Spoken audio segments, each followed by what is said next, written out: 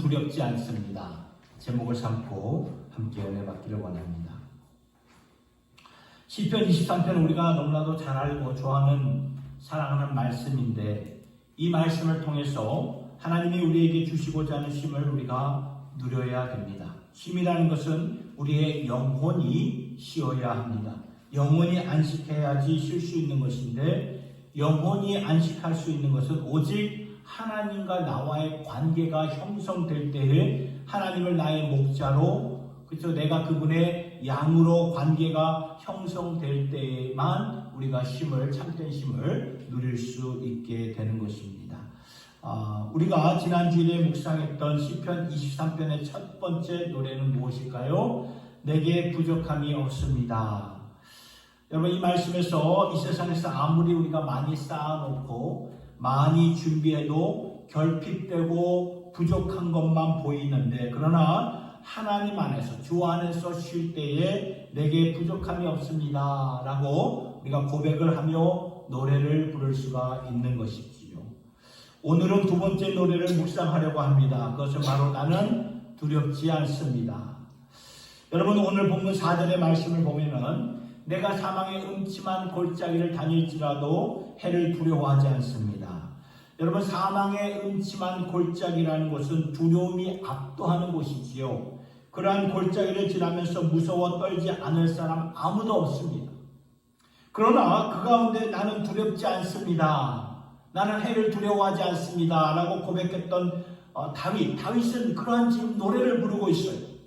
그리고 5절을 보니까 원수의 목전에서 나를 죽이고자 하는 원수들 앞에 서 있으면 어떠한 우리의 마음일까요? 완전 온몸의 기운이 다 빠지면서 서 있을 수조차 없는 그러한 우리의 모습이 아닐까요?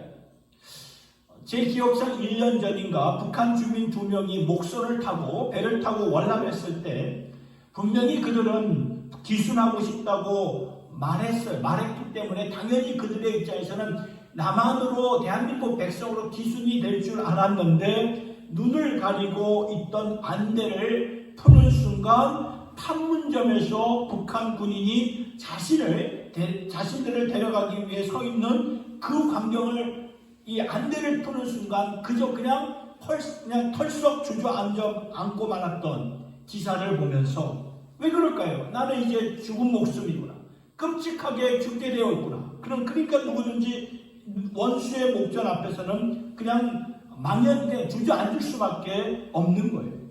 그러나 그러한 자리에서 도리어 하나님이 승리자에게 베풀어 주시는 상에서 만찬을 누리면서, 만찬을 누린다는 것은 두려움이 없기 때문인데, 오늘 우리는도 이러한 노래, 나는 두렵지 않습니다, 다윗이 고백한 나는 두렵지 않습니다, 이러한 노래를 진정 부를 수 있기를 예수님의 이름으로 축복합니다.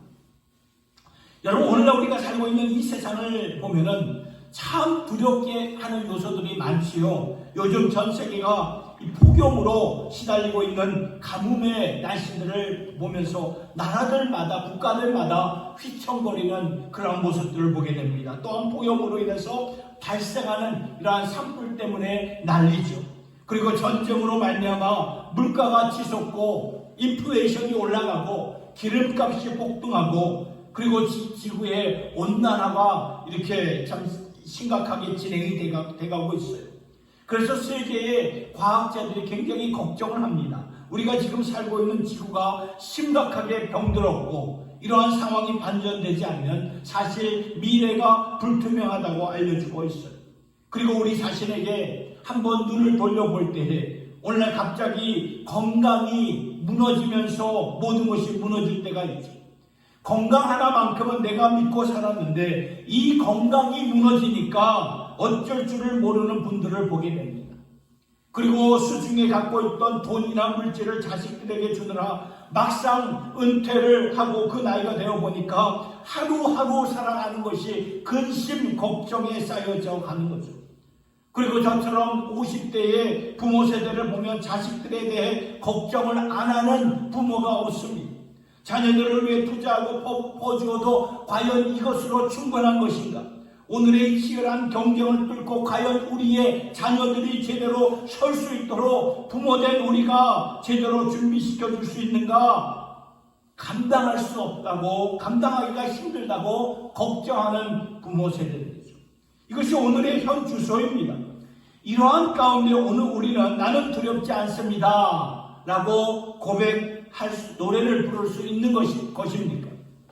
본문 말씀은 아무런 근심 걱정이 없는 그런 천국에서 하늘나라 위에서 쓰여진 것이 아니라 사망의 음침한 골짜기를 지나면서 원수의 목전 앞에서 쓰여진 것입니다. 죽을 고비를 넘어가면서 한 걸음 한 걸음씩 너무나 벅찬 걸음을 걸으면서 이 노래를 부르면서 하나님께 찬양을 올려드렸던 거예요.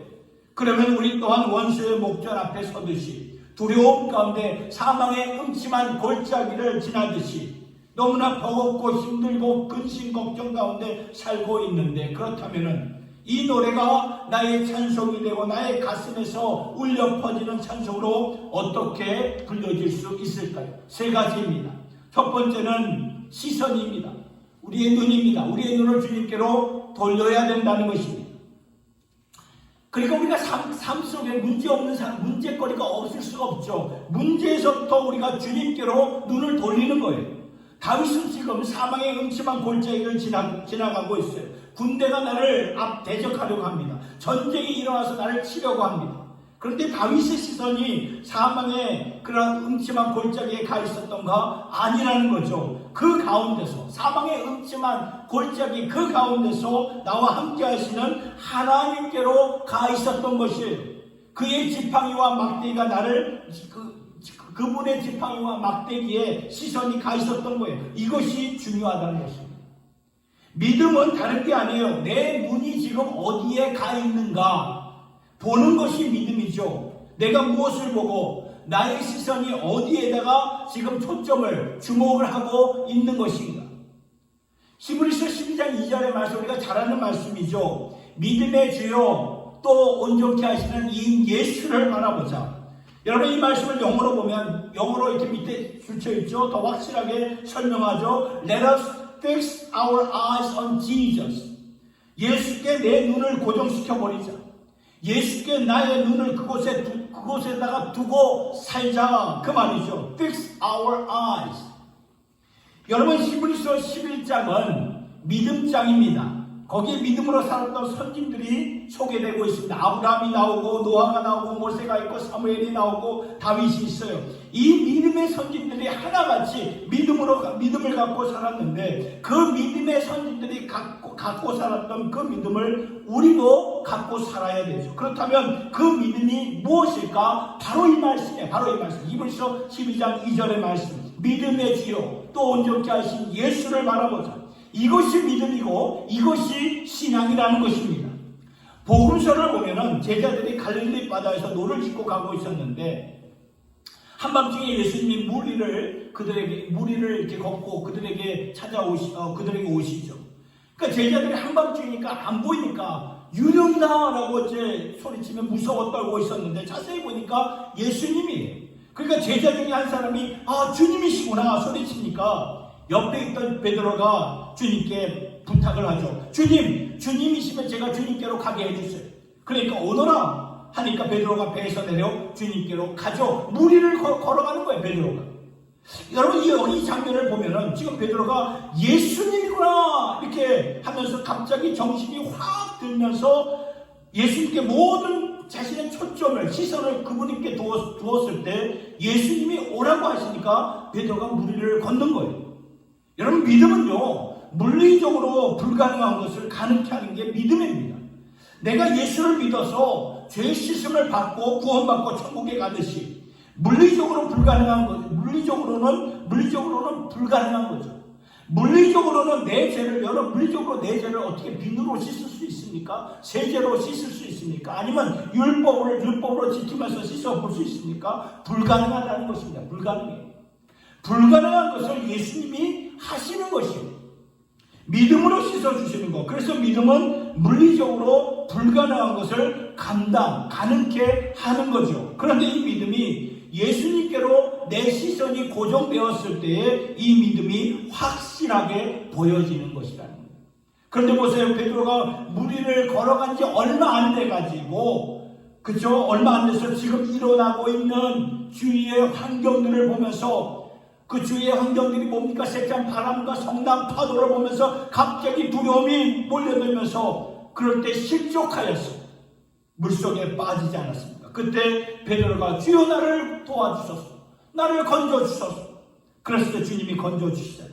여기에 교훈이 있습니다. 베드로도 우리와 똑같은 사람이에요. 똑같은 사람이에요. 그런데 그가 다시 주님께 주목할 때 믿음으로 가게 되는 건 믿음으로.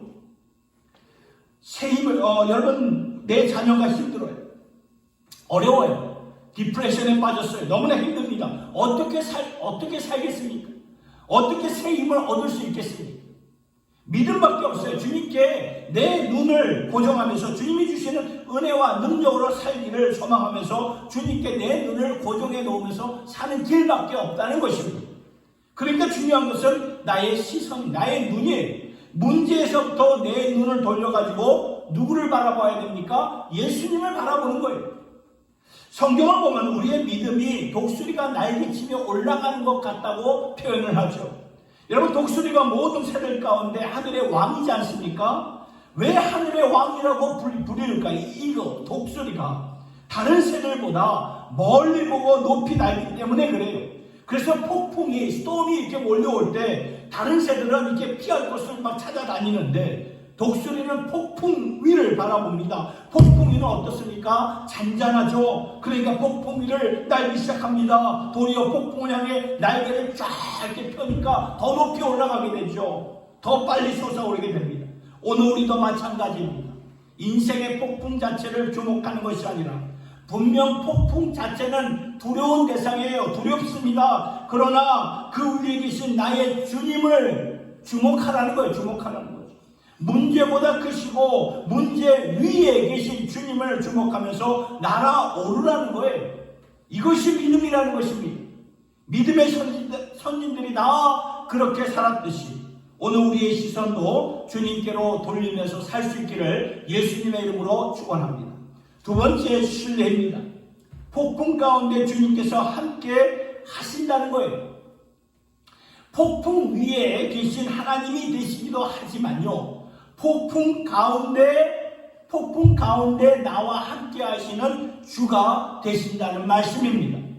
내가 사망의 음침한 골짜기를 다닐지라도 해를 두려워하지 않을 것은 주께서 나와 함께 하신다. 원수의 목전에서 승리자들이 누릴 수 있는 만찬을 바라볼 수 있는 것은 지금 원수들과 치열한 싸움을 싸우고 있을 때 내게 상을 준비하고 계시는 주님을 주목하며 신뢰하는 것이지요.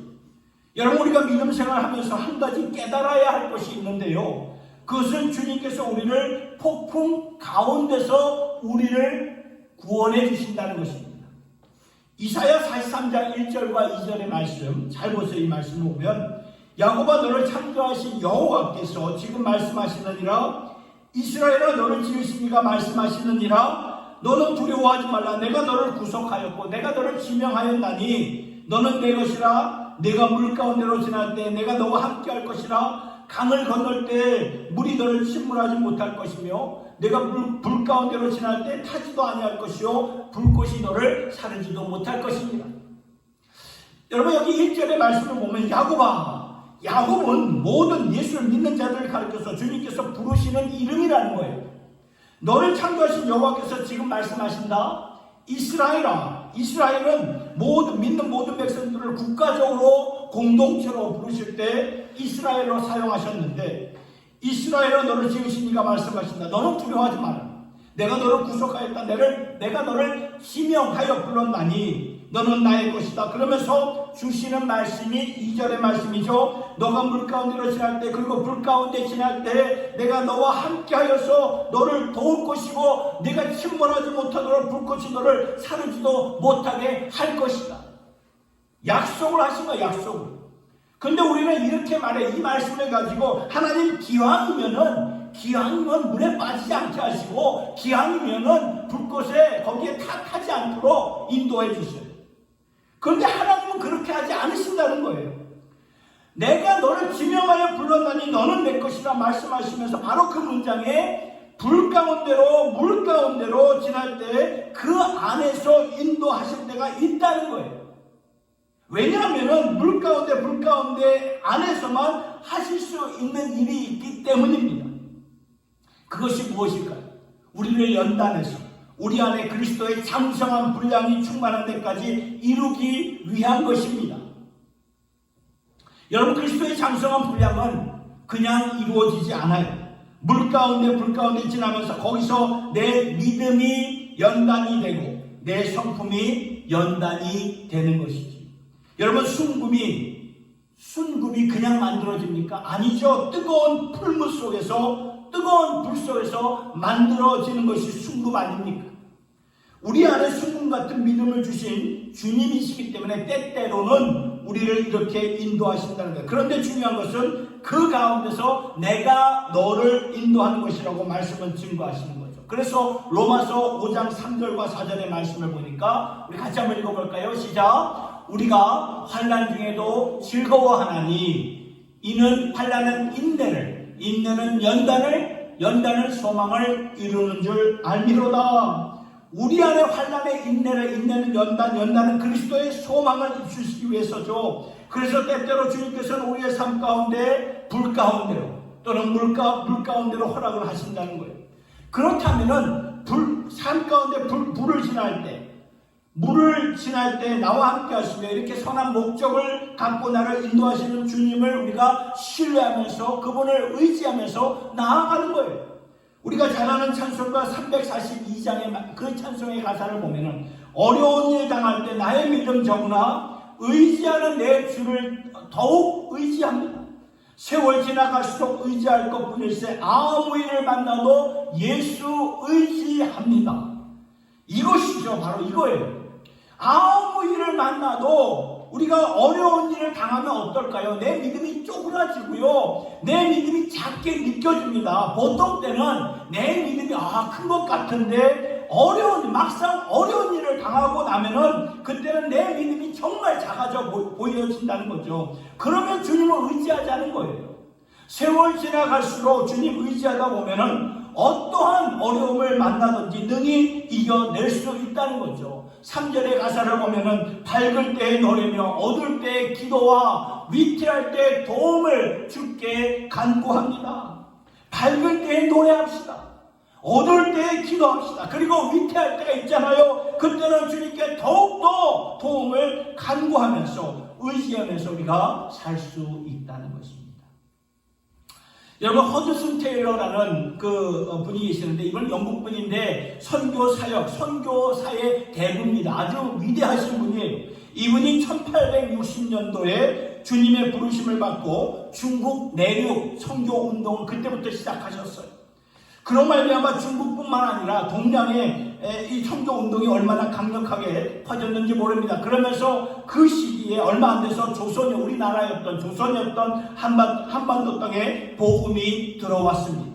그런데 1899년도에 그 허드슨 테일러 선교사님이 사역을 한 지 거의 한 39년 정도가 되었을 때에 중국에서 의화단 운동이 일어났어요. 의화단 운동이 뭐냐면 Boxer Rebellion, 그러니까 그 주먹을 쓰는 사람들, 그때 중국 사람들 가운데 이 국가주의자들이 일어나가지고 외국의 세력들을 때려서 없애버리자, 이러한 그러한 일들이 일어났는데 그 여파가 이제 선교사님들까지 이게 당하게 된 것입니다.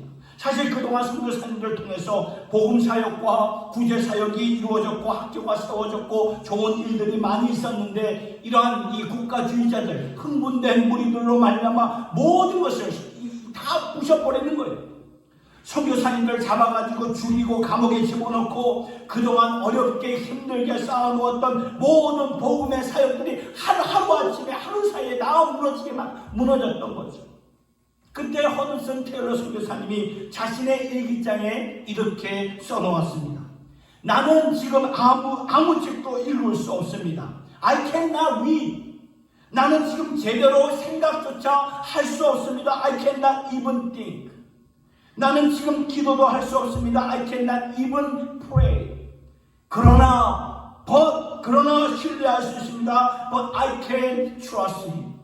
책을 읽을 수도 없고 성경을 읽을 수도 제대로 생각할 수도 기도도 할 수도 없을 만큼 너무나 두렵고 너무나 속상하고 너무나 힘들고 막막한데 그러한 가운데서도 나는 주님을 신뢰할 수 있다.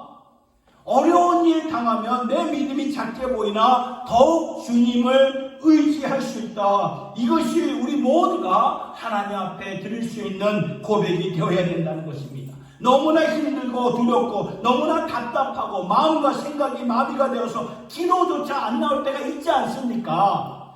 성경을 읽어도 마음이 너무 답답하니까 그 말씀이 전혀 마음에 들어오지 않을 때 그러면 그때 우리가 선택해야 할 것이 무엇일까요? 주님을 더욱 의지하는 것이죠. 기도 소리가 안 나오면 그저 우리가 주여 주여 하면서 나아가는 것입니다.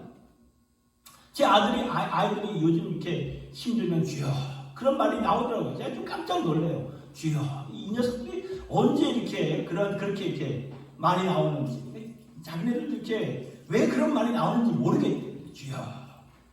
복음서의 한 아버지의 모습을 기억나십니까? 병든 아들을 고치기 위해서 제자들에게 갔다가 제자들이 못 고치니까 예수님께로 갔는데 예수님께서 그 아버지에게 야 너에게 믿음이 없어 하니까 내 믿음 없는 것을 도와주소서. 내 믿음이 없는 것을 도와주소서. 다른 사람 같은 기분 나빠서 그냥 갔을 텐데 내 믿음이 그냥 그대로 내 믿음이 없는 것을 하나님 예수님 도와주세요. 믿음이 없으면 없는 대로 도와달라고 주님을 의지하라는 것입니다. 그러니까 예수님이 도와주시잖아요. 말씀이 전혀 들어오지 않을 때 그러면 입술로 말씀을 읽으면서 송두리째 신뢰하라는 것입니다. 내가 이 말씀을 읽는 그대로 다 믿습니다. 여러분 다윗이 사망의 음침한 골짜기로 다닐 때 멘붕 상태에 빠지지 않았을까요? 원수의 목전 앞에서 생각도 못하고 기도도 못하고 말씀도 읽을 수 없는 상황이 그에게는 안 일어났을까요? 분명히 있었어요. 그런데 신뢰하라는 거예요. 그분의 주님의 지팡이와 막대기를 붙잡고 가라는 것입니다. 세 번째 결단입니다. 한 걸음씩 믿음으로 나아가는 것입니다. 여러분 사망의 음침한 골짜기를 어떻게 통과하는지 아시나요? 한 걸음씩 통과하는 거예요. One step by one step입니다. 여러분 여기서 저기까지 안 보여요. 갈 수가 없습니다. 그러나 믿음으로 한 걸음씩은 우리가 갈 수가 있어요. 그렇게 가다 보면 끝까지 가게 됩니다. 원수들이 그렇게 내 주위에 내 상황에 그렇게 많은데 결과가 보입니까? 안 보여요. 한 걸음씩 오늘도 선한 싸움을 싸우면서 순종하며 나아가는 것입니다. 지금 내가 앞을 내다볼 수 없어요. 그러나 하루는 우리가 버틸 수 있고 하루는 견딜 수가 있습니다. 왜냐하면 성경 말씀에 하루에 감당할 수 있고 견딜 수 있는 족한 은혜를 내가 너에게 주겠다 말씀하셨기 때문에 그렇죠. 여러분 하나님께서 이스라엘 백성들을 애굽에서 노예 생활한 지 400년이라는 그 장구한 세월이 넘는 그들을 구해내서 약속의 땅으로 들어가게 하셨어요. 그런데 약속의 땅에 하나님이 약속의 땅에 이 백성들을 그냥 들어가게 하지 않으시고 40년 동안 광야 생활을 거쳐서 들어가게 하셨어요. 여러분 이 광야 생활이 얼마나 힘듭니까? 그래서 이 430년 동안 노예 생활을 했다가 처음에는 이렇게 해방을 누리게 되니까 너무나 기쁘죠. 노예 생활하다가 해방됐으니 얼마나 기쁘겠습니까? 그러니까 이 기쁜 나머지 백성들이 막 춤을 추며 노래를 했는데 그런데 얼마 못 가가지고 광야라는 그런 현실에 부딪히니까 하나 둘씩 다 무너지기 시작한 거예요. 오죽했으면 나중에는 급기야 우리를 애굽에서 이끌어내온 이 모세를 우리를 죽이자 하면서 모세를 죽이려고 하잖아요. 자 그런데 하나님이 말씀하십니다. 신명기 8장 2절과 3절을 통해서 하나님이 그들을 어떻게 인도하셨는가 이 말씀 잘 보세요. 내 하나님 여호와께서 이 40년 동안에 네게 광야길을 걷게 하신 것을 기억하라. 이는 너를 낮추시며 너를 시험하사 내 마음이 어떠한지 그 명령을 지키는지 지키지 않는지 알려 하심이라. 너를 낮추시며 너를 줄이게 하시면 또 너도 알지 못하며 네 조상들도 알지 못하는 만나를 내게 먹이신 것은 사람이 떡으로만 살 것이 아니요 여호와의 입에서 나오는 모든 말씀으로 사는 줄을 내가 알게 하려 하시리라. 무슨 말입니까? 광야 생활을 하면서 40년 동안 매일매일 그날에 필요한 양식 만나를 하늘에서 내려주셨어요. 매일매일입니다. 매일매일 필요한 양식을 공급해 주셨어요. 그러면 40년 동안 만나를 내려주신 것은 매일매일 너에게 족한 은혜, 필요한 은혜를 공급해 주셨으니 매일매일 너는 나를 바라보면서 살아라. 그 말씀이에요. 이것을 깨달으라고 만나를 내려주신, 그냥 만나를 내려주신 것이 아니에요. 이거를 깨달으라고 만나를 내려주신 것이에요. 그래서 마태복음 4장 4절, 이 구약시대에도 저 말씀이 나왔지만 신약시대에 와서 예수님이 그대로 사람이 떡으로만 살 것이 아니요 여호와 입에서 나오는 말씀으로 말미암아 사는 것이다.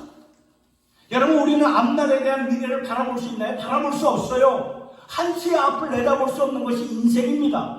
왜냐하면 오늘 하루 사는 것 자체가 벅차요. 버겁습니다. 그러면 믿음의 조상들에게 하루하루 필요한 은혜를 공급하며 만나를 내려주셨듯이 오늘 하나님께서 우리에게 뭘 주셨습니까? 영의 말씀, 영의 양식을 주셨잖아요. 그게 무엇입니까? 말씀의 말씀. 그 말씀을 붙잡고 오늘 사는 것입니다.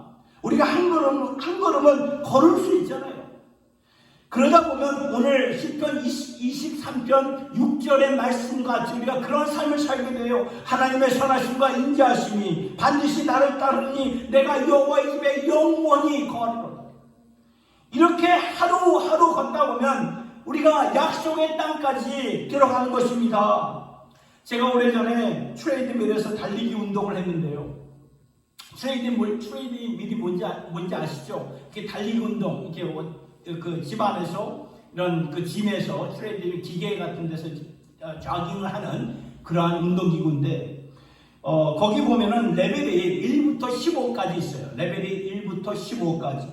근데 1부터 5까지는 제법 걷는 정도이고, 7부터 8까지는 가볍게 뛰는 정도이고, 10부터 11까지는 확실하게 뛰는 것이고요. 그런데 15 레벨 마지막 그 15단계는 거의 살인적으로 전속력으로 뛰는 거예요. 전속력으로 뛰어야 그게 가능하다는 거죠. 오늘 제가 여러 가지 운동 코스, 이제 그것만 하는 게 아니라 다른 운동 코스가 있어요. 운동 코스를 다 마치고 마지막 코스인 이 트레이드밀 그 운동기구에서 뛰는 그 코스가 남았는데, 저를 이제 훈련해 주시는 분이 이렇게 말하는 거예요. 목사님, 2분을 2미닛을 셋업해 놓았으니 2분 동안 전력을 다해서 달려주세요. 말이 2분이죠, 여러분. 그 전에 다른 운동을 했기 때문에 숨이 가쁜 상태인데, 그 레벨 15에서 2분을 달린다는 것은 거의 이건 할 수가 없어요. 불가능한 거예요. 그래서 안 할 수도 없고, 그래서 막 하는데 20초가 지나는데 막 심장이 막 터질 것 같은 그런 느낌이에요. 그래서 내가 막 달려 못하겠다고, 도저히 못하겠다고 막 손을 저으니까, 그러면 그분 말이, 그럼 목사님, 오케이. 그러면 1분만 뛰세요. 그래서 죽기 아니면, 안 살게. 1분이면 내가 할 수 있겠구나. 1분이면 할 수 있겠구나 하면서 막 1분을 뛰었는데, 근데 옆에서 또 1분 정도 지났는데 1분 더 남았어. 1분 더 남았대. 이게 뭔가, 이제는 말도 못할 지경이에요. 전속력으로 달렸으니까 숨이 얼마나 차든지 말도 못하고 고개를 못하겠다고 막 그러는데, 그런데 그분이 30초 남았어. 30초. 그 20초 남았어. 20초. 10초. 점점 줄어드는 거예요. 그러니까 못할 것 같은 제 마음도 이렇게 점점 힘이 나는 거예요. 그러면서 나중에는 2분 다 맞췄어요. 2분을 못 뛸 것 같은 2분 다 맞추고 10초 더 이게 더 연장해서 뛰었던 그런 그거를 보게 되면서 가만히 생각해 보니까 이게 참 삶에서 지혜로운 그런 방법이구나. 처음부터 2분 그렇게 뛰라고 하면 아무도 없습니다. 1분씩 40초, 30초, 20초, 10초 그러면서 가는 것인데, 이게 믿음이라는 거예요. 이게 믿음. 여러분, 처음부터 사망의 음침한 골짜기에서 점프하는 법 없어요. 그리고 이것을 다 가야 한다고 생각하면 시작도 하지 못하고 그냥 주저앉고 말게 됩니다. 그런데 하나님께서 주신 약속과 교훈은 무엇일까요? 원 스텝이에요. 한 걸음. 원 스텝 바이 스텝, 그쵸? 에녹처럼 한 걸음씩 한 걸음씩 하루를 버티는 것입니다. 하나님의 족한 은혜로 우리가 하루는 버틸 수 있잖아요. 그러면 하루를 버티다 보면서 가다 보니까 1년이 되고 3년이 되고 5년이 되고 10년이 가고 이 세상 떠날 때 확실하게 내 입술로 고백하는 거죠. 하나님의 선하심과 인자하심이 정녕 나를 따라왔고 앞으로도 따를 것인데, 그래서 나는 여호와의 집에 영원히 거할 것이로다. 여러분, 이 노래가 이렇게 해서 불려지는 것입니다. 삶이 벅차고 힘들고 포기하고 싶은 분들, 나는 두렵지 않습니다. 어떻게 이것이 나의 노래가 되고 나의 신앙 고백이 되어서 찬송의 노래가 될 수 있을까요? 우리 시선, 문제보다 크신 주님께로 내 눈을 돌려야 되는 것입니다. 그리고 신뢰입니다. 어려운 일 당할 때 있죠. 누구나 있어요. 그럴 때 나의 믿음 적으나 의지하는 내 주를 더욱 의지합니다. 그리고 결단입니다. 하루에 한 걸음, 하루에 10걸음 못 가요. 한 걸음에 한 걸음, 원 스텝. 원근 내가 주님 안에서 살면 하루에 족한 은혜, 오늘도 내일도 영원히 주셔서 마침내 주님의 품에 안기는 그 자리까지 우리를 인도해 주시는 주님이 계신다는 것입니다. 이 주님 안에서 나는 두렵지 않습니다. 오늘부터 이 노래를 부르시면서 하나님이 주신 승리 체험하실 수 있는 저와 여러분 모두가 되실 수 있기를 예수님의 이름으로 축원합니다. 기도하겠습니다. 하나님 아버지, 오늘 우리를 두렵게 하는 것들이 있고 우리의 삶을 너무나 무겁게 하며 근심 걱정 쌓이게 하는 가운데 우리가 이 자리에 나왔습니다. 하나님 아버지,